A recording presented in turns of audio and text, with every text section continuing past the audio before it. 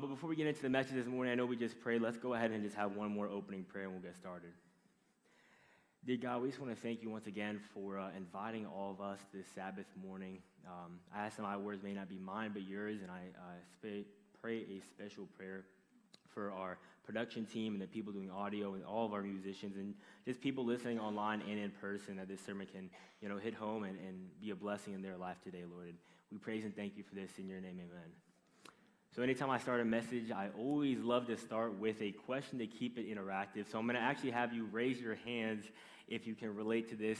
Raise your hand, please, if you have ever said anything that you regret immediately after you said it. Maybe it's something embarrassing or something hurtful or mean to somebody. I see a couple hands in the back. Well, there's a very famous story in my life, and if you were one of the people that were there when this happened, you will remember this too. It was a few years ago, and not only was it one of the first times I had ever preached a sermon, it was one of my first times I had ever given any kind of public speaking or done anything like that. And at the time, it was kind of like the same type of event. It was like a youth-led service is what it was supposed to be. And I knew one of the members of the church that I was going to be speaking at ahead of time. And he had kind of given me a forewarning that the head pastor at this church talked for quite a bit. On average, his sermons would go for like an hour or more. And I'll be honest, I took it for a grain of salt. I didn't think anybody had that much to say for that amount of time. But I was definitely wrong, because we're sitting there on Saturday morning, and I'm in one of these front pews, and right next to me is the service coordinator. And she's going through the bulletin, going through the whole program, making sure the flow of things is all good. The head pastor then comes on, and he starts giving my introduction. And so I'm sitting there in the front pew, and a minute goes by, 2 minutes go by, 3 minutes go by, and now we're getting close to a 5 or 6 minute long introduction. He's starting to say things about me that I didn't even know about myself, and I'm honestly getting a little bit frustrated because I'm just trying to go up there and preach. And at the time, I was wearing a lapel mic like I am today. For those of you who don't know, it's a mobile mic, which means it travels with me wherever I'm at. The difference between the mic I was wearing that day versus this morning is my mic this morning wasn't on when I was backstage or sitting up front. Little did I know that you can kind of see where the story is heading. My mic that day was on when I was sitting in the front pew. And so we're getting close on like a 7 or 8 minute introduction to this sermon I'm about to give. And I asked the service coordinator a genuine question. I asked her, does he always talk this much? That ends up getting broadcasted across the entire church, and then I have to go up there. It's probably one of the most embarrassing moments I have had. I think I gave like a quick apology and try to like transition it into the rest of the sermon. But it's an interesting story, because even though that was a very embarrassing start and honestly kind of a rude start to the head pastor, after that service, I'm in the back doors greeting everybody, and I won't say an older gentleman, an experienced gentleman came up, and I was kind of talking to him, and he was just very thankful about the whole service. He was like, I love the message, it hit home, but I really just love seeing youth involved, whether it's through the music or the audio, or actually giving the message like today. And I said, I appreciate it. And then he tells me, he's like, but I'm actually not a Christian. I'm just here as a guest. One of my good friends, he's a member of the church here, and he had invited me to come today. I was like, that's awesome. Like, we're happy to have you. And he was like, but I really do like seeing you speak. Any kind of youth, whether it's high school, college, whatever that may be, just a young adult speak. And he was like, do you do it often? I was like, if somebody asked me to preach, I'll do it. I think it's my way of kind of ministering. And I was like, so sometimes I will, yeah. And he was like, well, I want you to connect. And he gave me the name of his friend that was a member of the church. He's like, I want you to connect with any other time that you are speaking in the community, because at that time the church was kind of around the area we lived. I want you to let me know, and I'm going to come. And every single time after that, I connected with this friend after the service. He came to every single service that I had preached at or done a message at. And it was really awesome to see kind of that transition, because he eventually started doing his own devotions in his life and ended up starting to build a relationship with God on his own. And it was cool because I saw that testimony, because I was there from the very beginning of his story and his walk with God all the way to that very end. But I tell this story this morning to open up our message because, yes, it is a little bit funny because it's embarrassing and what had happened, but also in the fact that it transitions us so well into what we're going to be talking about today in our message. And that's the idea. I know you can kind of see the title of our sermon. It's Step on Your Faith. You're probably very confused what that means, and we're going to break that down and unpack it a little bit later in the message. But right now, at the beginning, we're going to kind of talk about when a lot of us are in some of these messy and kind of rough situations, rough starts, and whatever you're going on and has going on in your life. and how God can a lot of times turn these into some of the biggest blessings that you see in your life. And I don't know what it may be personally for you. You could be going through a divorce in your household, financial burden. Maybe you're a college student with tons of debt, or maybe you're a college student graduating at the end of the semester and don't have a job lined up. That could be your rocky situation. And a lot of times I think it's presented, especially to young adults, and this is a youth-led service today, that you have to be at a certain place with God in order for him to take you out of these rocky situations or do anything good with it. And that's simply not true. Matter of fact, in Romans chapter 8, verse 28, it says, "And we know that for those who have God, all things work together for good, for those who are called according to his purpose." It says all those that are according to God's purpose, not those who are perfect and have everything right in their relationship with God. And we could go and talk about so many different people in the Bible and so many different stories and verses about how God turns these bad situations into good situations and how he does it. But there's one in particular that we're going to look at this morning, and it's going to be the story of Joseph for those of you who are familiar. But we're going to go ahead and start in Genesis chapter 37. If you have your Bibles with you, we would love to have you kind of follow along. And I'm going to be reading for the New Living Translation. I will say we're going to start in Genesis chapter 37, mainly stay in here, but we're going to kind of be flipping throughout some of the other chapters, so if you just kind of want to follow along. We'll start in Genesis chapter 37, and as it says, Jacob lived in the land where his father had stayed, the land of Canaan. This is the account of Jacob's family line. Joseph, a young man of 17, was tending the flocks with his brothers, the sons of Bilhah and the sons of Zilpah, and his father's wives, and he brought their father a bad report about them. Now Israel loved Joseph more than any of his other sons because he had been born to him in his old age, and he made him an ornament robe for him. Verse 4, when his brothers saw that their father loved him more than any of them, they hated him and could not speak a kind word to him. Verse 5, Joseph had a dream, and when he told to his brothers about the dream, they hated him even more because he said to them, "Listen to this dream I had. We were binding sheaves of grain out in the field when suddenly a sheaf rose and stood upright, and while your sheaves gathered around mine and bowed down to it." So as we see here all the way up until verse 7, for those of you who have a sibling or multiple siblings, you can relate to this. I know I'm a middle child. I have an older and younger sibling, and there's definitely at times when I feel like they're a little bit more favored than me, and there's also times I think I have a little bit more favoritism and I'm the better child, right, in the family. I do think I'm the better child, but there's sometimes I'm not treated that way. But we continue in verse 8 in this story. You kind of see where his brothers are developing this jealousy. It says his brothers said to him, "Do you intend to reign over us? Will you actually rule us? Are you actually going to be above us?" And then he says, and they continue to ask him, as they hated him even more, that he has another dream and tells his brother about it, saying that this time in this dream, not only am I ruling over you, but the sun and the moon and 11 stars are going to be bowing down to me. And then in verse 10, when he told his fathers as well as his brother, the father rebuked him and said, "What is this dream you had? Will your mother and I and your brothers actually come and bow down to you and before you?" His brothers were jealous of him again, but his father kept the matter in mind and didn't take it for granted. In verse 12, it says, now his brothers had gone to graze their father's flocks near Shechem, and Israel said to Joseph, "As you know, your brothers are grazing the flocks near Shechem. Come, I'm going to send you to them." "Very well," Joseph replied. So he said to them, "Go and see if all is well with your brothers and with the flocks, and bring the word back to me."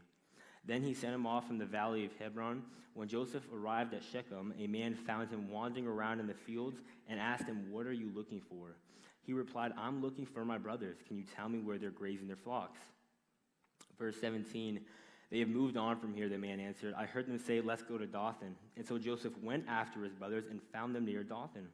In verse 18, "But they saw him in the distance, and before he even reached them, they plotted to kill him."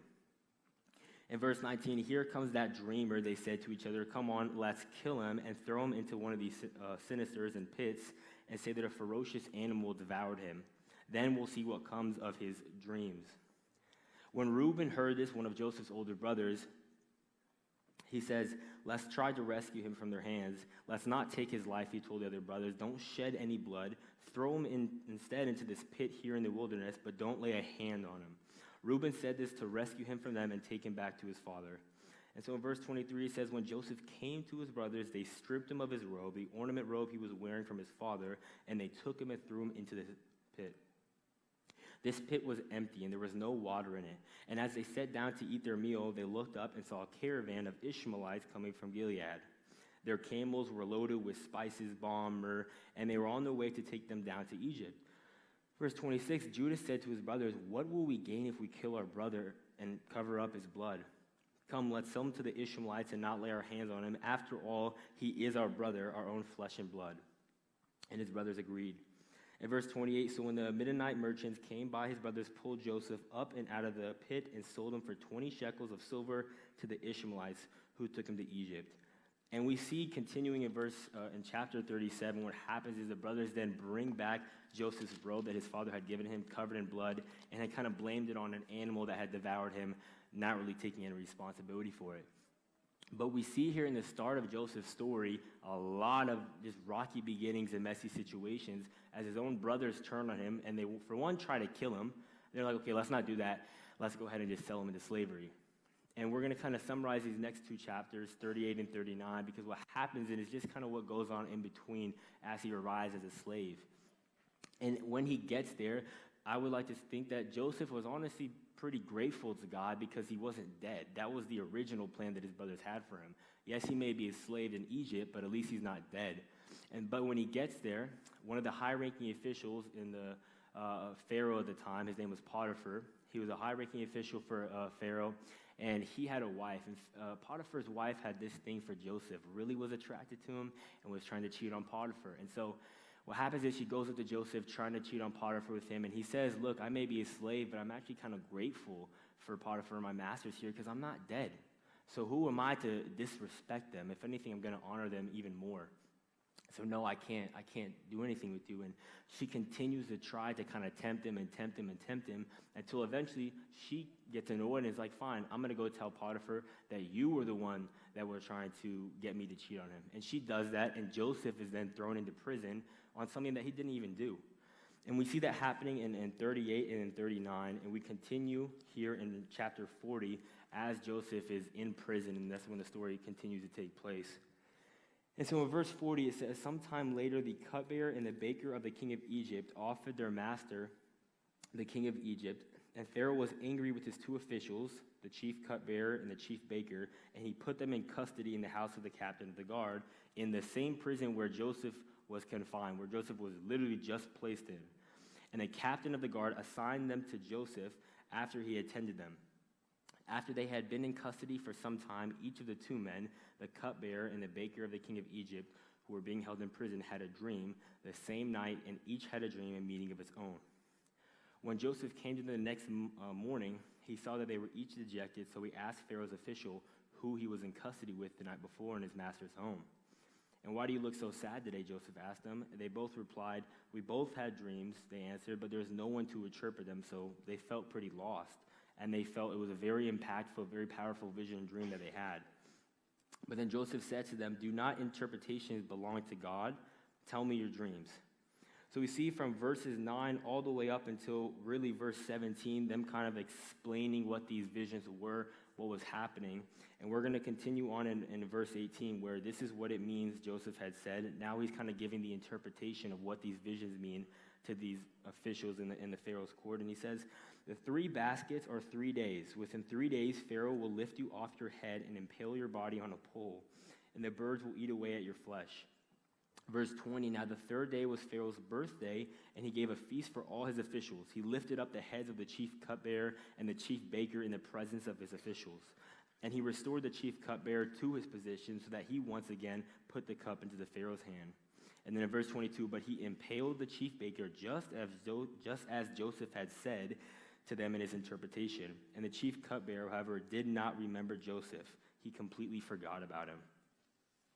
And so what we kind of read here in verse 40, and there's a very underrated part of it that I think goes very overlooked, is that Joseph, for one, you have to understand the setting he's in. He's a prisoner, as he was a former slave. He's being accused of something that he never even did, so he's not very popular in Egypt at the moment. Nobody's very much a big fan of him. So he's sitting in prison with this cupbearer and this chief baker, who are also not on the Pharaoh's good side, and they have these big dreams. And for him to say at the moment, hey, my God, that you guys don't worship can interpret these dreams and to potentially be wrong about them, I mean, his life could be at stake in a way. And so for him to have the courage and faith to say, my God can interpret these dreams, and then goes on to actually do it, it's a big deal. And I don't want to say that maybe Joseph was expecting to be taken out of prison because he did this favor for them, but I would probably be expecting that if I was in his situation. But we see in the very last verse here, it said that the chief cupbearer, however, did not remember Joseph at all. He completely forgot about him. And so we see all the way up until this story, in the story of Joseph, he's doing good work for God, interpreting dreams. He's still not out of prison. God still hasn't rescued him. And a matter of fact, the favors that he's been doing for people, they're forgetting about him completely, and it's going unnoticed. Well, eventually Pharaoh hears about this guy named Joseph in the prison who can interpret these dreams, and so he eventually brings him up, and we continue it with that story in chapter 41, where he said, when 2 full years had passed, Pharaoh had a dream, and he was standing by the Nile when out of the river came up 7 cows, sleek and fat, and they grazed among the reeds. After them, 7 other cows, ugly and gaunt, came up out of the Nile and stood beside those on the riverbank. We see from verses 4 all the way up until verses 13, kind of Pharaoh explaining what is happening in this vision. From those first couple of verses, you can already tell it's a very weird dream, something that none of us would probably be able to interpret on our own. But we continue with verse 14, where it says, Pharaoh had sent for Joseph, and he was quickly brought from the dungeon. When he had shaved and changed his clothes, he came before Pharaoh, and Pharaoh said to Joseph, I had a dream, and no one can interpret it. But I have heard it said that you can interpret it when you please to do so. In verse 16, Joseph says, I cannot do it, as he replied to Pharaoh, but God will give Pharaoh the answer he desires. And then in verses 17 up until 27, we see Joseph giving the interpretation of this whole vision, what it all means, what it means for the future of Egypt and Pharaoh's reign. But we're going to continue right here in verse 28. As Joseph says to Pharaoh, God has shown Pharaoh what he is about to do. 7 years of great abundance are coming through the land of Egypt in his reign, but then 7 years of famine will follow them. And then all the abundance in Egypt will be forgotten, and the famine will ravage the land. So what we see here with a very quick summary of the interpretation that Joseph gives to Pharaoh is he's telling him that there's going to be 7 years of prosperity in Egypt under his reign, and there's going to be 7 years of famine, where he's not going to have shelter, he's not going to be in charge of anything, everyone's going to forget about him. And these 7 years of famine are going to be so bad that nobody's ever going to even going to remember your 7 years of prosperity. A great analogy for this is those of you who watch football. I'm a New York Jets fan, and a lot of people try to hate on the Jets because they say that we're bad, but they forget that we won Super Bowl III, okay? We are kind of like a dynasty. But everybody forgets about that we won Super Bowl III, and the reason is because we have been so bad since then. We literally haven't done anything. And so this exact same situation that we see here, Joseph is saying to Pharaoh, yeah, these 7 years were great, but these 7 years of famine are going to be so much worse than your years of prosperity, no one's even going to remember them, just like people forget about my Jets winning a Super Bowl. It's the same kind of analogy that we see here. But we continue in verse 31. It says, the abundance in the land and the abundance in Egypt will not be remembered because the famine will be so severe. In verse 32, the reasons the dream was given to Pharaoh in 2 forms is the matter that has been firmly decided by God, and God will do it soon. In verse 33, it says, and now let Pharaoh look for a discerning and wise man and put him in charge of the land of Egypt, and let Pharaoh appoint commissioners over the land to take 1/5 of the harvest of Egypt during the 7 years of abundance. They should call and collect all food of these goods in the years that are coming and store up the grain under the authority of Pharaoh to be kept in the cities for food. In verse 36, this food should be held in reserve for the country to be used during the 7 years of famine that will come upon Egypt, so that the country may not be ruined by the famine. In verse 37, the plan seems so good to Pharaoh and to all of his officials. In verse 38, Pharaoh asked them, can we find anyone like this man, one who is in the Spirit of God? And then in verse 39, the Pharaoh said to Joseph, since God has made all this known to you, there is no one so discerning as wise to you. And in verse 40, pretty much what this whole message is going to eventually be about, and as we unpack it, is in verse 40, because Pharaoh says to Joseph, you shall be in charge of all my palace, and all my people are to submit to your orders. Only with respect to the throne will I be greater than you. And so we see here in the story of Joseph kind of everything that we're talking about. In the story, in the sense of that, he first starts out, his brothers want to kill him, his own family wants to shed his blood.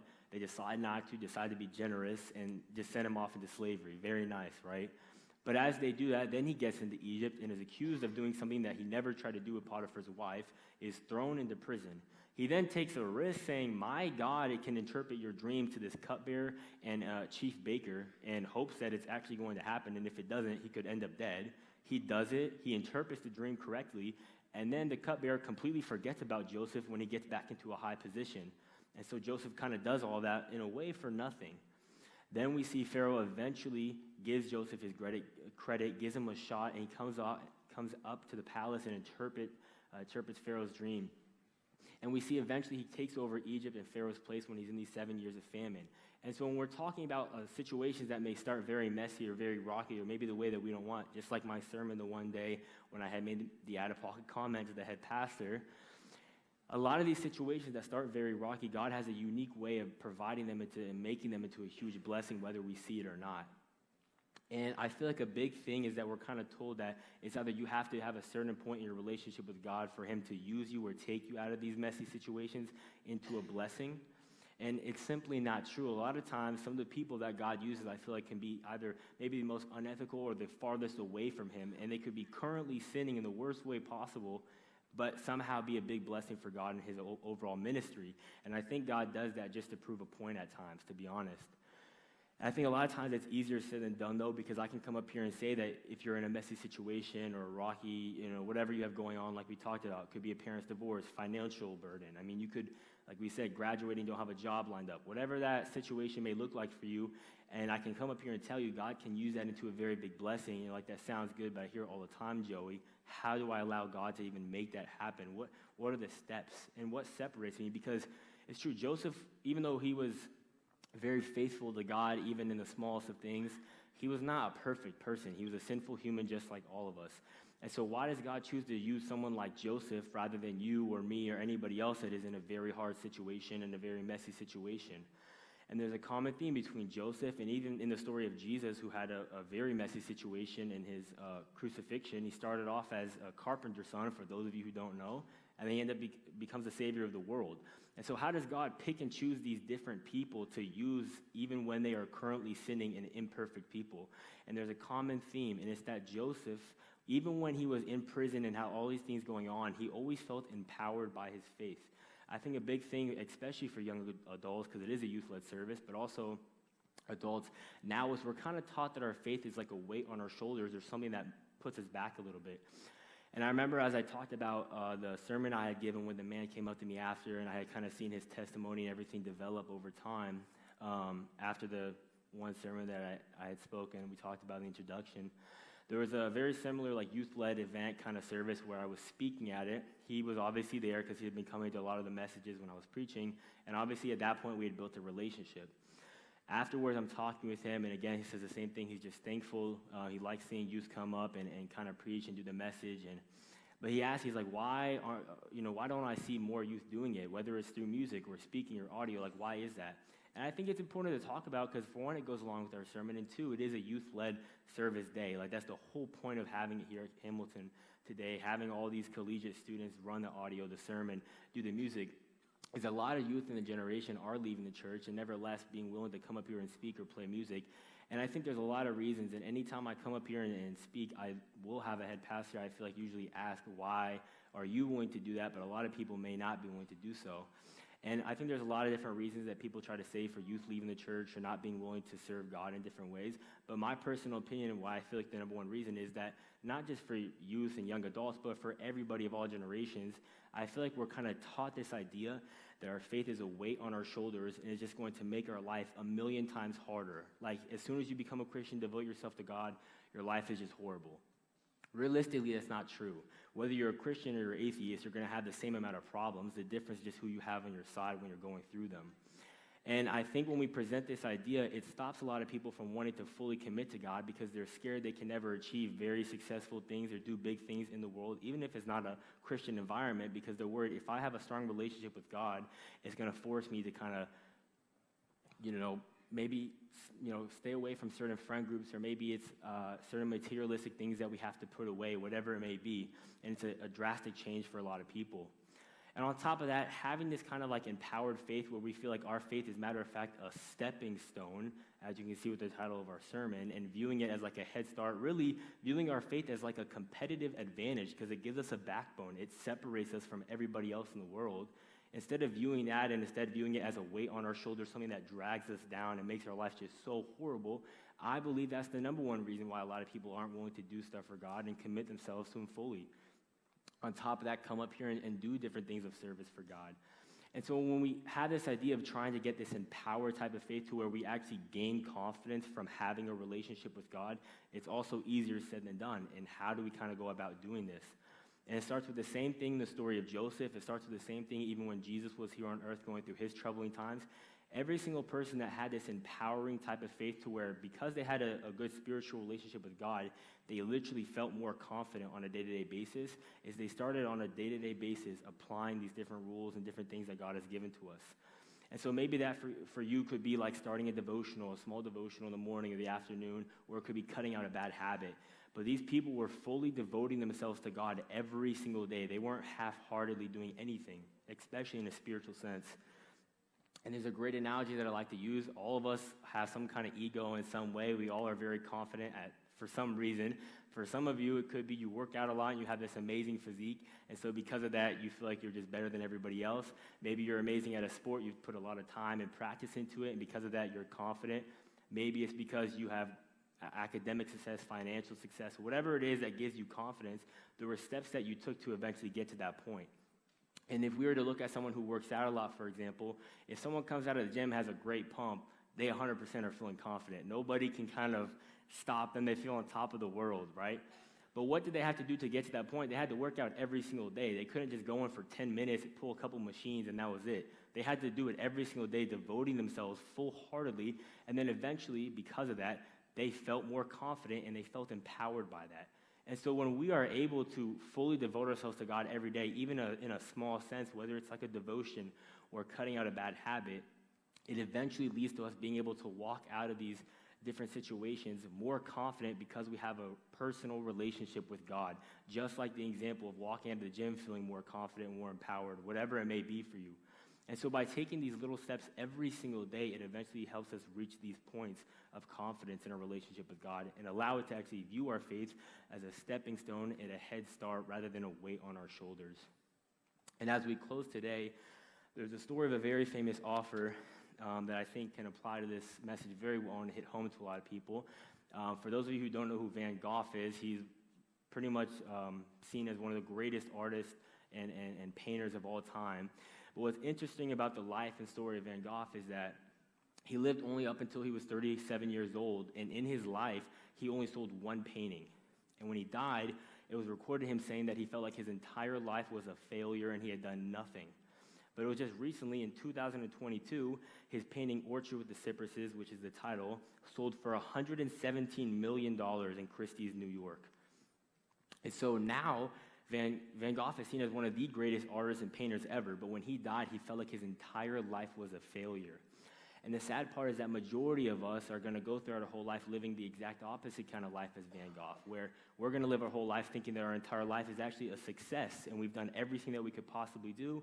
In reality, it was a huge failure because we could have done so much more if we had just devoted ourselves to God and allowed him to work through with us.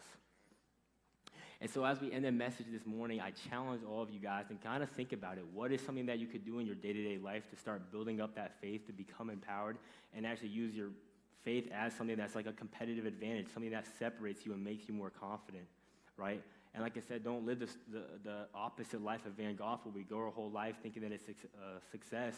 We get to the end and it's really a failure because we only reached half of our potential. We could have done so much more if we just devoted ourselves on a daily basis to God. And so as we kind of end with a prayer, I challenge you guys to go throughout your days and kind of acknowledge that and what could be best. But let's go ahead and end with a word of prayer for this message this morning. Dear God, we just want to praise you and thank you once again for allowing us to have a great Sabbath morning here today, just the ability to even worship with you. I want to thank you for all the youth that were willing to help today, from the audio production to the musicians to just all the hands on deck behind the scenes, Lord. We thank you for that. I thank you for allowing us to be able to come up here and speak and give a message healthy I pray for the people listening online that maybe are sick, couldn't come today, and the people that are here as well for safe travels back. We thank you, Lord, for this once again, and ask that this challenge will continue to be on the minds of the listeners here today, and we praise this in your name. Amen.